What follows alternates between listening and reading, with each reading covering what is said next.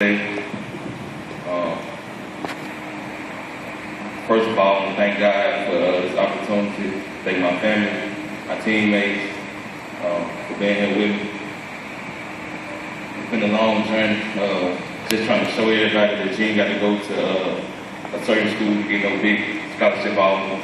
You can get here right here. Why? By me getting scholarship, put my school on, my city on, just bring more college people around to see my teammates, because I feel like I'm not the only one who should be getting offered no scholarship.